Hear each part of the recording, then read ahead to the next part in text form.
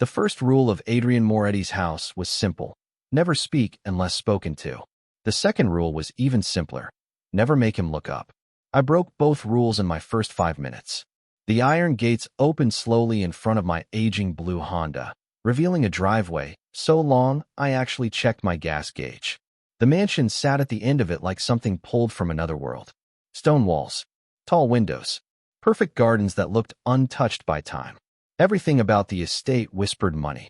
The kind of money that didn't need to introduce itself. I tightened my grip on the steering wheel and reminded myself why I was here. The paycheck, my mother's medical bills, the stack of overdue notices sitting on my kitchen counter. Pride didn't keep the lights on. Work did.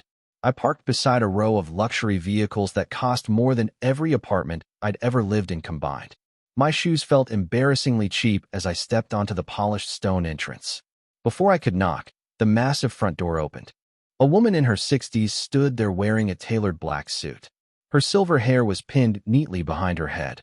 She looked less like a house manager and more like the CEO of a Fortune 500 company. "Grace Parker?" she asked. "Yes, ma'am.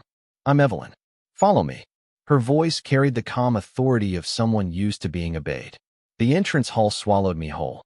Crystal chandeliers hung above marble floors. Paintings lined the walls. The air smelled faintly of cedar and fresh flowers. Every surface gleamed. Every detail felt expensive. Yet somehow the house felt cold. Not physically cold, emotionally cold. Like nobody laughed here. Like nobody relaxed here. Like every room was holding its breath. Evelyn led me through a series of hallways before stopping in a small office. She handed me a folder. "Your duties are outlined inside. Housekeeping, guest preparation, laundry coordination. Nothing unusual." I nodded. "Thank you." She studied me for a moment. "There is one thing you should understand." Her expression became serious. "This house operates under strict rules." I opened the folder. "Okay. Never enter the East Wing without permission. Never discuss family matters. Never interrupt Mr. Moretti when he's working." I nodded again. Reasonable enough. Then she added the one that made me pause. "And never speak unless spoken to." For a second I thought I'd misheard her. "Excuse me." Evelyn didn't blink. "Mr. Moretti values efficiency. Staff members perform their duties. Nothing more." I stared at her. Maybe it was the exhaustion from working 2 jobs. Maybe it was the stress. Maybe I simply couldn't help myself. But the words left my mouth before I could stop them. Respect goes both ways. Silence filled the office. The kind of silence that immediately makes you regret being honest. Evelyn's eyes widened slightly. Not much. Just enough. Then I heard a voice behind me. Low. Calm. Dangerous only because it was completely controlled. Interesting. I turned around. A man stood in the doorway. Tall. Dark suit. Dark hair brushed neatly back. He wasn't smiling. He wasn't frowning. His expression revealed absolutely nothing. Yet somehow every molecule in the room seemed to rearrange itself around his presence. Adrian Moretti. I knew immediately. Nobody needed to tell me. His eyes settled on me. Not angry. Not amused. Simply curious. Like he'd discovered something unexpected. My pulse stumbled. Not because I was afraid. Because I suddenly realized everyone else in the house seemed terrified of this man. Everyone except me. And judging by the way he was looking at me, Adrian Moretti had just realized it too. Most people think fear is loud. They imagine shouting, threats, slammed doors. They are wrong. Real fear is quiet. It hangs in the air like dust that nobody wants to disturb. I learned that before noon on my first day. After Adrian Moretti disappeared down the hallway, the entire house seemed to exhale. Conversations resumed. Footsteps returned. But something had changed. Everywhere I went, people watched me. Not openly. Just enough to make me notice. A gardener paused while trimming roses. A maid looked up from folding towels. Even the kitchen staff exchanged glances when I walked in for lunch. By the time I finished my sandwich, curiosity had gotten the better of me. What is everybody looking at? I asked a young housekeeper named Lily. She nearly dropped the stack of plates. Nothing. That was definitely not nothing. She lowered her voice. Nobody talks back to him. I was not talking back. Grace. She looked around before leaning closer. You do not understand. People here avoid eye contact. You challenged a rule. I laughed softly. That hardly sounds criminal. But Lily did not laugh. That was what unsettled me. The rest of the afternoon passed in a blur of polished furniture and endless hallways. The mansion felt more like a luxury hotel than a home. Dozens of rooms, perfectly organized closets, artwork worth more than entire neighborhoods. Yet for all its beauty, the place felt strangely empty. No family photos lined the walls. No signs of birthday parties or holiday gatherings. No evidence that people actually lived here. Only perfection. Cold, expensive perfection. Around 4 o'clock, I was assigned to clean a sitting room overlooking the gardens. Sunlight spilled through the tall windows, painting golden rectangles across the floor. It should have felt peaceful. Instead, it felt lonely. A chessboard sat untouched on a side table. A coffee cup rested beside it. Empty. Cold. Forgotten. Someone had started a game and never finished it. I was dusting the bookshelf when voices drifted in from the hallway. 2 executives in tailored suits walked past the open doorway. The moment they saw Adrian approaching from the opposite direction, both men straightened immediately. Their smiles vanished. Their shoulders stiffened. Adrian barely acknowledged them. One nod. Nothing more. Yet they looked relieved after he passed. I watched the exchange from behind the shelf. Something did not add up.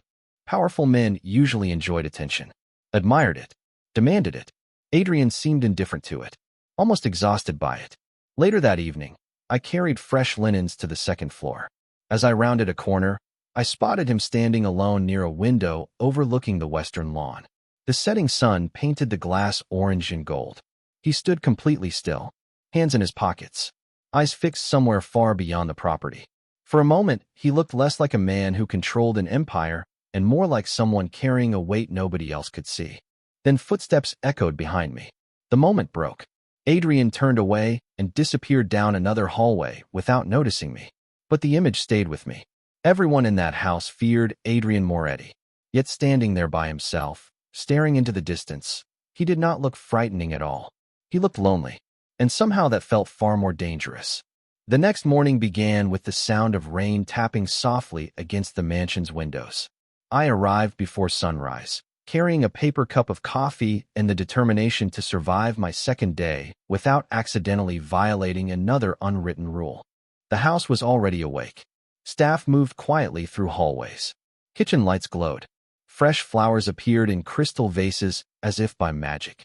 Everything operated with perfect precision. Everything except me. By 8 o'clock, I was dusting a collection of antique shelves in one of the formal sitting rooms when Evelyn appeared in the doorway. "Mr. Moretti is hosting guests this afternoon," she said. "The West Gallery must be spotless." I nodded. Understood. She hesitated. "And Grace?" "Yes." "Try not to attract attention." The corner of my mouth twitched. "I will do my best." The West Gallery turned out to be one of the most impressive rooms in the mansion. Floor-to-ceiling windows overlooked the gardens. Paintings lined the walls. Sculptures stood on polished pedestals beneath carefully placed lighting. The room felt more like a private museum than part of a home. I spent most of the morning cleaning carefully around objects that probably cost more than my college tuition. Around noon, while reaching for a high shelf with a feather duster, I heard footsteps approaching. Voices followed. Deep voices. Important voices. The guests had arrived earlier than expected. I stepped back quickly, hoping to leave unnoticed. My elbow brushed against a small table. The sound that followed seemed impossibly loud. A framed photograph tilted sideways before falling onto the hardwood floor. The glass cracked instantly. My heart stopped. For one terrible second, I could only stare. Then the room fell silent. Completely silent. I looked up and saw 3 men standing near the entrance. Expensive suits. Expensive watches. Serious expressions. And behind them stood Adrian Moretti. Nobody spoke. Nobody moved. I bent down immediately and picked up the damaged frame. "I am sorry," I said. "That was my fault." One of the guests looked horrified on my behalf. Another glanced nervously toward Adrian. Apparently, everyone expected some kind of reaction. Adrian walked forward slowly. His attention settled on the photograph in my hands. The expression on his face changed. Not anger. Something else. Something quieter. He reached for the frame. His fingers brushed the edge carefully before taking it from me. I caught a brief glimpse of the picture inside. A younger Adrian standing beside an older woman with kind eyes and a warm smile. His mother, I guessed. The crack ran directly across her image. The room remained silent. "I can replace the glass," I offered softly. Adrian looked at the photograph for several seconds. Then he surprised everyone, including me. Accidents happen. That was it. No lecture. No frustration. No visible irritation. He handed the frame to one of the staff members who had appeared seemingly from nowhere. Please have this repaired. The employee nodded and disappeared. Adrian turned back toward his guests. Business resumed immediately. Conversations restarted. The tension evaporated. Yet before walking away, he glanced at me once. Just once. There was sadness in his eyes. Not the sadness of losing a photograph. The sadness of remembering something he could never get back. And for the first time since arriving at the mansion, I realized the most heavily guarded thing inside Adrian Moretti's house was not his wealth. It was his heart. 3 days later, a black luxury sedan was waiting beside my Honda when my shift ended. At first I thought it belonged to a guest. Then I noticed the driver standing beside the rear door, holding a small envelope with my name written across the front. My stomach tightened immediately. Nothing good ever started with an envelope in a place like this. Miss Parker, the driver said politely. This was left for you. I opened it. Inside was a single card. Elegant handwriting. Simple message. Your vehicle requires replacement tires. The roads near the estate are unsafe. A new set has been arranged. Adrian Moretti. I stared at the card. Then I looked at my Honda parked 20 feet away. The tires were worn. That part was true. They had survived one too many winters. But I had not asked for help. I had not asked for anything. There must be a mistake, I said. The driver seemed confused. Sir instructed me personally.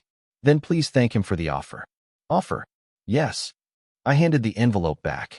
Because I am not accepting it. The poor man looked as if I had started speaking another language. Miss Parker, the appointment has already been scheduled. Then somebody should cancel it. His eyebrows lifted. Are you sure? Completely. I walked past him before he could continue the conversation. The next morning the entire staff somehow knew. News traveled faster than electricity inside that mansion. By breakfast, Lily cornered me near the kitchen entrance. You turned down the tires? Apparently. Grace, do you understand how expensive those were? Probably more expensive than they needed to be. She looked horrified. Nobody says no to him. People keep telling me that. She lowered her voice. Because it is true. The strange part was that I genuinely appreciated the gesture. If it had come from anyone else, maybe I would have accepted. But something about it bothered me.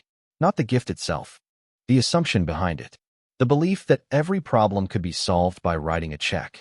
Around noon, Evelyn informed me that Adrian wanted to see me. The words sent a ripple through my stomach. Not fear exactly. Anticipation. I found him in a private library overlooking the north gardens. Shelves stretched 20 feet high. Sunlight filtered through tall windows. Adrian stood beside a desk reviewing documents. He did not look up immediately. I heard you decline the tires.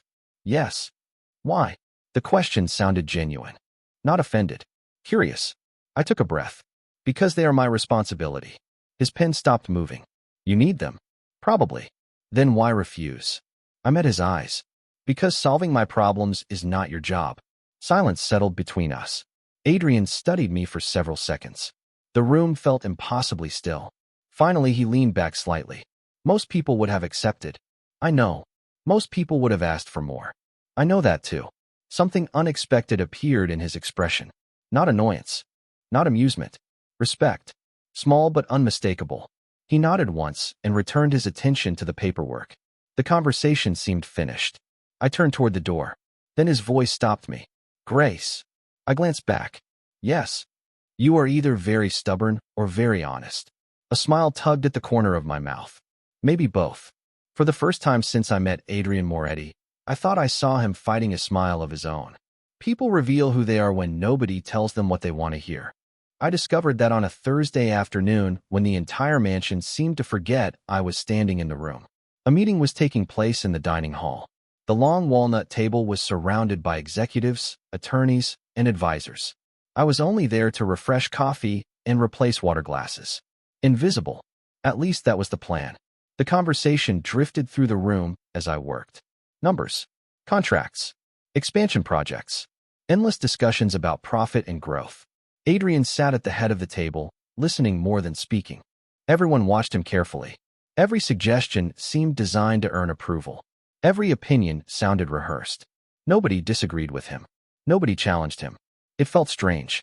The more powerful the room became, the less honest it sounded. I was collecting empty cups when one of the executives laughed.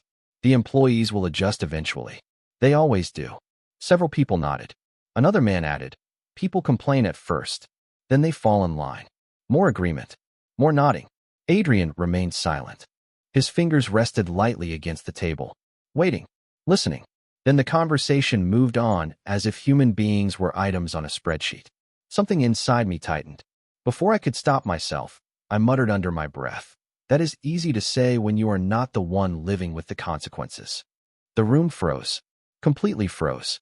I wished immediately that I could grab the words and shove them back into my mouth.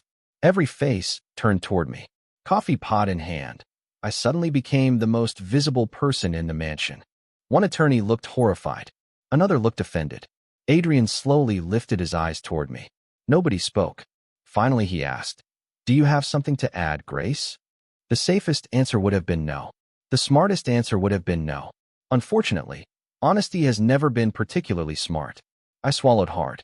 Only that decisions look different depending on where you are sitting. Silence. One executive frowned. With all due respect, I do not believe the housekeeping staff understands corporate strategy. Heat climbed into my face. Before I could respond, Adrian spoke first. Perhaps. His voice remained calm. But she understands consequences. The executive immediately fell silent. Adrian looked back at me. Continue. I blinked. You want me to? Yes. Every instinct told me to run. Instead, I took a breath. People work harder when they feel respected. If they feel ignored, they stop caring. It does not matter how good the plan is. Nobody moved. Nobody interrupted. I continued. You can buy labor. You cannot buy loyalty. The words hung in the air. Adrian studied me for several seconds. Then he nodded once. Interesting. The meeting resumed, but something had changed. For the first time since arriving at the estate, I saw uncertainty on the faces around the table. Not because I had spoken, because Adrian had listened. Later that evening, as I prepared to leave, I found a handwritten note on my locker. No signature. Just one sentence. Most people tell me what I want to hear. You told me the truth. Somehow that felt more important than any gift money could buy. After the note appeared in my locker, something subtle shifted inside the mansion. Nobody said it out loud. Nobody needed to. Adrian Moretti had started paying attention. I noticed it first during breakfast service. The dining room was large enough to fit my entire apartment building. Sunlight spilled across the polished table while staff moved quietly around the room. Adrian sat at the far end reading reports and answering calls. Normally, he barely acknowledged anyone. That morning, however, I caught him watching me over the top of a document. Just for a second. Long enough for me to notice. Short enough for him to pretend it never happened. I told myself I was imagining things. Then it happened again. And again. Not in a creepy way. Not even in a personal way.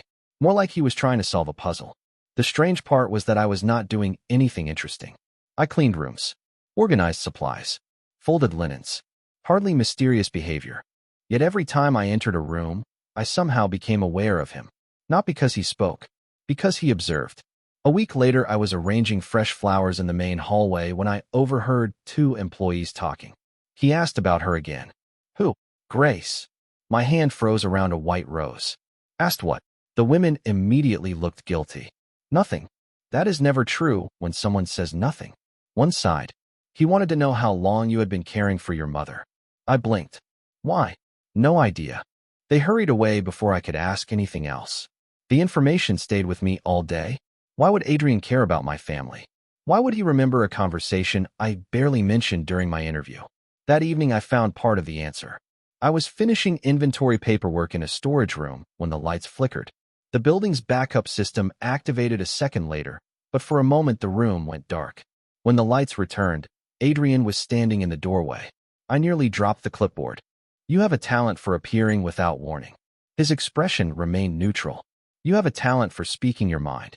Fair enough. To my surprise, he stepped inside. Not because he needed anything.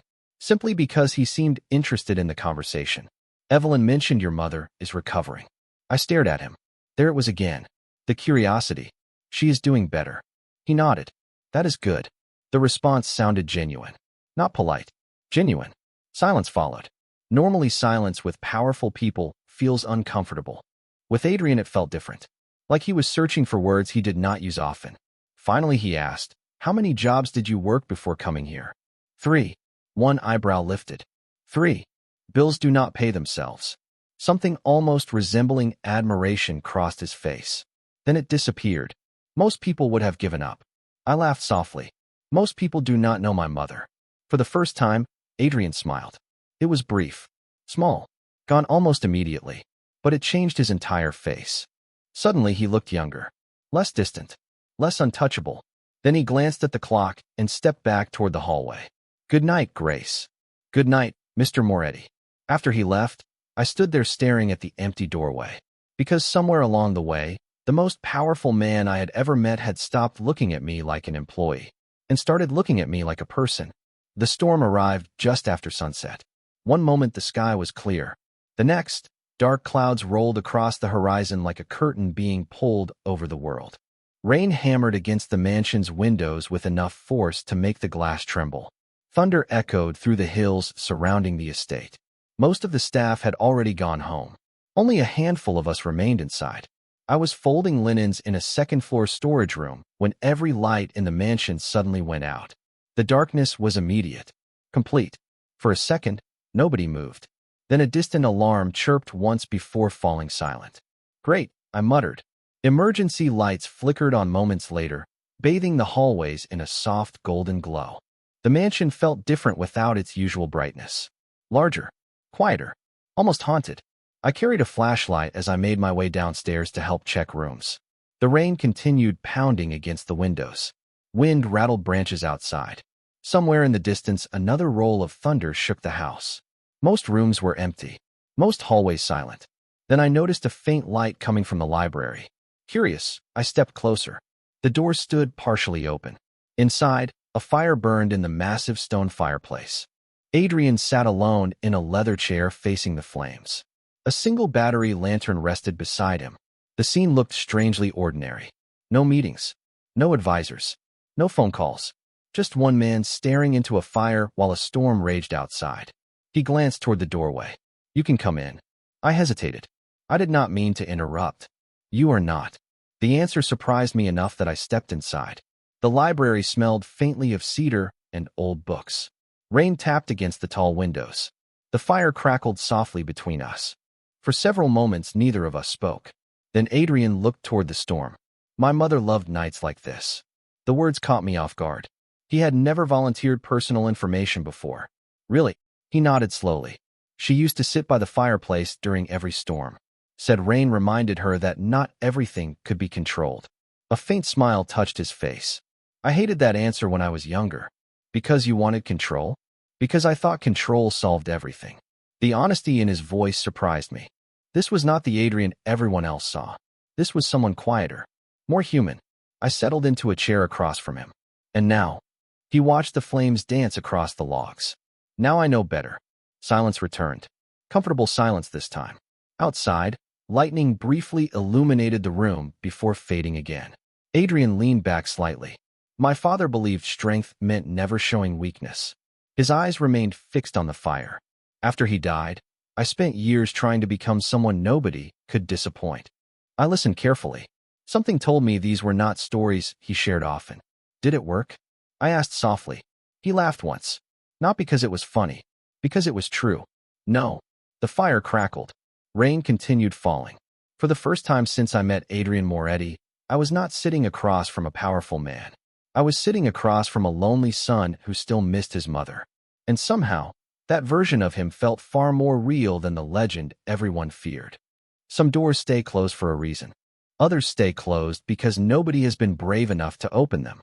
A few days after the storm, life inside the mansion returned to its usual rhythm. Meetings, deliveries, endless schedules. Yet something between Adrian and me had changed. We spoke more often now. Not long conversations. Small ones. Questions about books, coffee, family, ordinary things. The kind of things that made him seem less like a legend and more like a man. One afternoon, Evelyn handed me a list of rooms scheduled for deep cleaning. Most were familiar. One was not. 3rd floor, North Corridor. My stomach tightened immediately. Almost nobody used the 3rd floor. The hallways were quiet. The rooms rarely occupied. Even the staff seemed to avoid that part of the house. By the time I reached the end of the corridor, I understood why. One door stood alone beneath a large window. Dark wood, silver handle, locked. Unlike every other room in the mansion, there was no room number. No label. Nothing. Just silence. I checked my list again. The room was not included. Yet something about it pulled my attention. Maybe curiosity. Maybe instinct. As I turned away, I noticed the door was slightly open. Only an inch. Barely enough to notice. I should have kept walking. Instead, I hesitated. Then I gently pushed it wider. The room beyond stopped me cold. Sunlight spilled through tall windows covered by thin white curtains. Dust floated in the air like tiny stars. Shelves lined the walls. Hundreds of photographs. Framed letters. Old books. A piano in the corner. Nothing expensive. Nothing impressive. Just memories. The entire room felt different from the rest of the mansion. Warm. Personal. Alive. I stepped inside carefully. Every photograph seemed to tell part of a story. Adrian as a child beside his mother. Adrian learning to ride a bicycle. Family vacations. Birthday cakes. Smiles I had never seen on his face. Then I noticed a journal resting on a small table beside the window. I did not touch it. I did not need to. The room already felt private enough. Sacred, almost. You are not supposed to be in here. The voice behind me nearly stopped my heart. I turned immediately. Adrian stood in the doorway. For a moment, neither of us spoke. I expected anger. Disappointment. Something. Instead, I saw something far more vulnerable. Fear. Not fear of me. Fear of being seen. I stepped back toward the door. I am sorry. He looked around the room. Most people never find this place. His voice sounded distant. Softer than usual.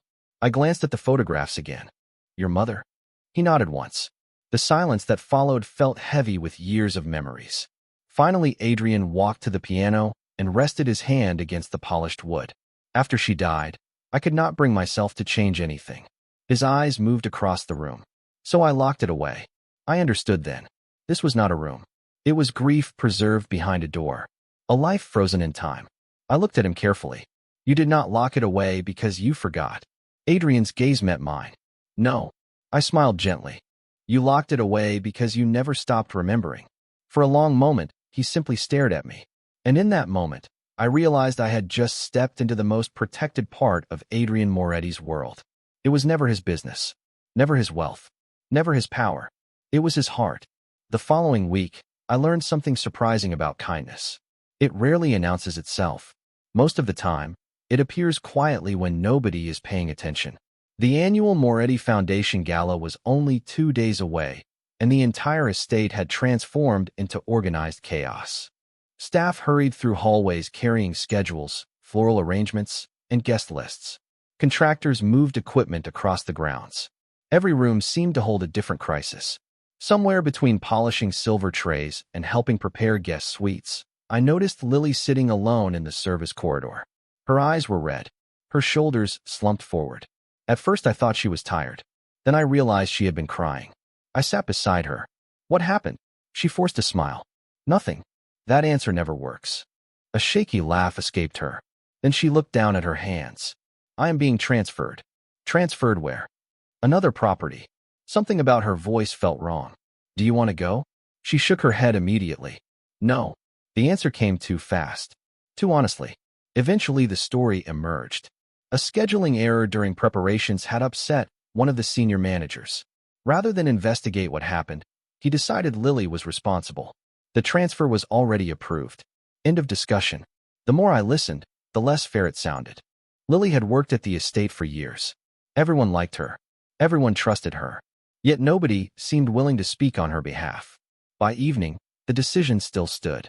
Most people accepted it and moved on. I could not. The next morning, I found Adrian reviewing event plans in his office. Do you have a minute? I asked. His eyes lifted immediately. For you? Yes. The response caught me off guard. So did the warmth behind it. I stepped inside. I think someone made a mistake. One eyebrow rose. That narrows it down considerably. I explained everything. The transfer. The misunderstanding. The missing information nobody bothered to check. Adrian listened without interrupting. When I finished, he remained silent for several seconds. Then he asked one question. Why are you telling me this? I blinked. Because it is wrong. And And because everyone else seems afraid to say so. Something changed in his expression. Not surprise. Recognition. As if he already knew that answer before I gave it. He nodded once. Thank you. That afternoon, the transfer was canceled. The scheduling records were reviewed. The actual mistake was identified. Lily stayed. By dinner, the news had spread through the entire estate. Employees smiled more. Conversations felt lighter. Even Evelyn seemed unusually pleased. Later that night, I stepped onto the terrace for fresh air. The garden stretched beneath the moonlight. The fountain shimmered softly in the distance. I heard footsteps behind me. Adrian joined me at the railing. For several moments, neither of us spoke. Then he looked toward the illuminated mansion. You know something strange? What? His gaze remained fixed ahead. I spent years believing leadership meant having all the answers. The night breeze stirred through the gardens below. And now? I asked. A faint smile appeared. Now I am starting to think it means listening to the right people. For the first time since arriving at the estate, I realized I was not the only one changing. Adrian Moretti was changing too. Some realizations arrive like lightning. Others arrive quietly and refuse to leave. The gala ended long after midnight. Guests departed. Limousines disappeared beyond the gates. The mansion slowly settled into silence. I should have gone home hours earlier, but a last-minute cleaning assignment kept me busy in the ballroom. By the time I finished, only a few lights remained on inside the estate. My feet ached. My shoulders felt heavy. All I wanted was sleep. I was carrying a box of decorations toward storage when I noticed someone sitting alone on the terrace. Adrian. The celebration had been a success by every possible measure.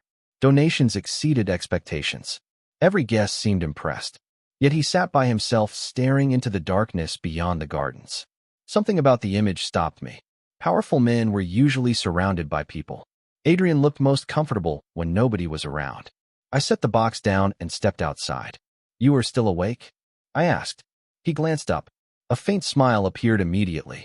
It happened so naturally that it caught me off guard. I could ask you the same question. I am working. So am I. I looked around the empty terrace. Looks exhausting. A quiet laugh escaped him. We sat in silence for a moment. The fountain shimmered beneath the moonlight. Crickets filled the distance with soft music. Somewhere beyond the trees an owl called into the night. Peaceful. Simple. The kind of moment money could not buy. Adrian leaned back in his chair. Do you know what everyone talked about tonight? The foundation? The business? He shook his head. Me? I frowned. People talk about successful people. They talk about what I own. What I built. What I control. His voice remained calm. Very few people ask if I am happy. The honesty surprised me. Are you? He looked at me. Directly at me. Not through me. Not past me. Me. The question seemed to hang between us. Finally he answered. Lately. His eyes softened. More than I used to be. My heart stumbled unexpectedly. I looked away first. Toward the fountain. Toward anything except those eyes. Because something was changing. Something neither of us seemed ready to name. The next few weeks only made it harder to ignore. Adrian found reasons to start conversations. He asked about books I liked. Movies my mother enjoyed. Places I wanted to visit one day. Small questions. Ordinary questions. Yet nobody else received that version of him. One afternoon, I overheard two executives waiting outside his office. They spent 20 minutes discussing schedules before Adrian dismissed them in less than 3. Then I walked in with inventory reports and somehow stayed 30 minutes discussing childhood memories and terrible coffee. The difference became impossible not to notice. One evening, Evelyn found me organizing supplies in the pantry. She watched me quietly before speaking. He looks different. I pretended not to understand. Who? She gave me a look. Grace. My face warmed immediately. Evelyn smiled. I have worked for this family 26 years. She glanced toward the hallway. I have never seen Adrian look forward to seeing someone before. After she left, I stood there staring at a shelf full of canned soup. Because deep down I already knew the truth. Adrian Moretti was changing. But the part that frightened me was realizing I was changing too. The truth rarely arrives all at once. It comes in pieces. Small enough to ignore until they finally connect. The first piece appeared on a rainy Tuesday morning. I was organizing files in Evelyn's office while she attended a meeting across town. Most of the paperwork involved foundation events, employee schedules, and property maintenance. Ordinary things. Then a folder slipped from a shelf and landed at my feet. Papers scattered across the floor. I knelt to gather them. That was when I saw the name. Moretti Development Acquisition Program. At first it meant nothing. Then I noticed the addresses. Several neighborhoods, community centers, small family businesses, places scheduled for redevelopment, places scheduled to disappear. My stomach tightened, because one of the addresses belonged to a community clinic, the same clinic my mother had visited during her recovery, the same clinic that provided affordable care to hundreds of families. I stared at the page. There had to be a mistake. Later that afternoon, I could not stop thinking about it. Every conversation felt distant. Every task felt heavier. By evening, I finally did something I had never done before. I went looking for answers. Adrian was alone in his office when I arrived. He looked up immediately. The familiar warmth in his expression vanished the moment he saw my face. Grace. I placed the folder on his desk. Tell me this is not what it looks like. Silence filled the room. Adrian glanced at the documents. Then he leaned back slowly. Not defensive, not surprised, just tired. Where did you find that? That is not an answer. His jaw tightened. For several seconds he said nothing. Finally he spoke. The project is complicated. My heart sank. Not because of what he said, because of what he did not say. So it is true. Adrian stood and walked toward the window. Rain traced lines across the glass. The properties were acquired legally. That is not what I asked. He closed his eyes briefly. Grace. People depend on those places. My voice cracked despite my efforts to stay calm. Families. Employees. Patients. He remained silent.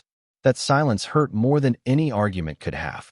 Because the man who listened to people, the man who saved jobs, the man who had slowly become someone I respected, suddenly felt very far away. Why? I asked quietly. Adrian looked out into the darkness beyond the estate. Because sometimes responsibility means making decisions nobody likes. I shook my head. No. Responsibility means living with the consequences of those decisions. The words landed harder than I intended. Adrian turned toward me. Something painful flashed through his eyes. Regret. Maybe even shame. But he did not deny it. He did not fight back. He simply stood there carrying the weight of a truth neither of us could change. I realized then that I had spent months seeing the best parts of him. The kind parts. The wounded parts. The human parts. But power always comes with shadows. And now I was standing inside one. The next morning I handed Evelyn my resignation. She stared at the letter as if it were written in another language. Are you certain? I nodded. My throat felt tight. Yes. By sunset my belongings were packed into the trunk of my Honda. The mansion stood behind me, glowing gold beneath the evening sky. Beautiful. Familiar. Heartbreaking. I climbed into the driver's seat without looking back. Because if I looked back, I was not sure I would be strong enough to leave. Leaving should have felt like freedom. Instead, it felt like grief. The first week after I resigned passed in a blur. I returned to my old routine. Morning coffee in my tiny apartment. Long drives across town. Doctor appointments with my mother. Grocery lists. Laundry. Ordinary life. The life I had before the mansion. Yet everything felt different. Every time my phone buzzed, part of me expected a message from Adrian. None came. Every time I passed a black luxury sedan, my heart skipped before common sense reminded me it was not him. I told myself it was for the best. Some people enter your life for a season, not forever. That did not make losing them easier. 2 weeks later, Evelyn called. Her voice sounded tired. How are you? Managing. A pause. He is not. My grip tightened around the phone. Evelyn, I know you do not want to hear this. Another pause. But someone should tell you. After we hung up, I sat in silence staring out the kitchen window. Rain tapped softly against the glass. Memories flooded back. The library. The terrace. The storm. The hidden room filled with photographs. Adrian laughing. Adrian smiling. Adrian listening. The version of him nobody else seemed to know. I tried to push the thoughts away. They refused to leave. Days later, another surprise arrived. The community clinic. The same clinic at the center of our argument. A letter informed local residents that redevelopment plans had been permanently canceled. Funding had been secured. The building would remain open. I read the letter 3 times before setting it down. There was no signature. None was necessary. I knew exactly who had done it. For the first time since leaving, doubt crept into my certainty. Had I walked away before hearing the whole story? Had I judged too quickly? The questions haunted me. Then one evening, just before sunset, a familiar black sedan appeared outside my apartment building. My pulse immediately betrayed me. The driver stepped out first. Then Adrian. He looked different. Not weaker. Not broken. Simply exhausted. Like someone who had spent weeks carrying a weight too heavy to hide. I stepped outside before I could change my mind. For several seconds, neither of us spoke. The city noise faded into the background. Cars passed. A dog barked somewhere down the block. Yet all I could hear was my own heartbeat. Adrian finally broke the silence. "The clinic is staying open." I nodded. "I heard." He glanced toward the sidewalk. Then back at me. "You were right." The words seemed difficult for him. Honest. Real. I should have listened sooner. I stared at him. This was the man everyone feared. The man nobody challenged. Standing in front of me with nothing except the truth. Adrian took a slow breath. I spent years believing power meant never admitting mistakes. His eyes locked onto mine. "Then you walked away." Emotion tightened my throat. Neither of us moved. Neither of us looked away. Because for the first time since I met Adrian Moretti, the most powerful man in the room was not the one with money, influence, or control. It was the woman who had been strong enough to leave. 6 months later, I found myself standing beneath the same oak tree outside the community clinic, watching children race across the grass while their parents waited nearby. The clinic was thriving. New equipment filled the treatment rooms. More doctors had joined the staff. Families who once worried about losing access to care now walked through the doors with relief instead of fear. Life had moved forward. My mother was healthier than she had been in years. I had accepted a full-time position helping coordinate outreach programs for local families. Everything was finally stable. Everything should have felt complete. Yet some stories refused to end simply because we want them to. I heard the familiar sound of a car door closing behind me. Somehow, before I even turned around, I knew. Adrian stood several yards away. The autumn breeze moved through the trees above us. Golden leaves drifted slowly across the sidewalk. For a moment, neither of us spoke. We simply looked at each other. 6 months. Long enough for seasons to change. Long enough for people to change too. Adrian looked different. Not because of his clothes or appearance. Because of the way he carried himself. The sharp edges seemed softer. The constant tension I once saw behind his eyes had faded. He looked lighter. "You came back?" I said quietly. A faint smile touched his face. "I never really left." I laughed despite myself. "That sounds dramatic." I spent 6 months rehearsing that line. The honesty caught me off guard. Then, for the first time in months, we both laughed. The sound felt familiar. Comfortable. Like finding a song you thought you had forgotten. Adrian glanced toward the clinic. "The expansion finished last week." I noticed. "The community center opens next month." I looked at him carefully. "You changed a lot." He nodded. "I had a good teacher." Heat rose to my cheeks. Some things, apparently, had not changed at all. We walked slowly through the park beside the clinic. Children played basketball on a nearby court. Elderly couples occupied benches beneath the trees. Ordinary life surrounded us. The kind of life Adrian once rarely experienced. The kind of life he now seemed to appreciate. Eventually, we stopped near a small pond reflecting the afternoon sunlight. Adrian looked across the water before speaking. "I used to think success meant building something nobody could take away." His voice remained calm. Thoughtful. Then I realized the most valuable things were never mine to control in the first place. I understood exactly what he meant. The silence that followed felt peaceful rather than uncertain. Finally, he turned toward me. "Grace." My heart immediately remembered every reason it had once been afraid. "Yes." His eyes met mine. Honest. Open. No walls. No masks. Just Adrian. "Thank you." I blinked. "For what?" A smile appeared. Small but real. "For refusing to be impressed by me." Emotion tightened my throat. Because that had always been the truth. I never fell for his power. I fell for the man hidden beneath it. The lonely son. The careful listener. The person who learned that strength and kindness could exist together. As the sun dipped lower across the horizon, I realized something beautiful. Adrian Moretti may have ruled an empire once. But the greatest victory of his life was becoming the man he chose to be after nobody was watching. And sometimes the people who change our lives are not the ones who rescue us. Sometimes they are the ones who remind us who we were meant to become.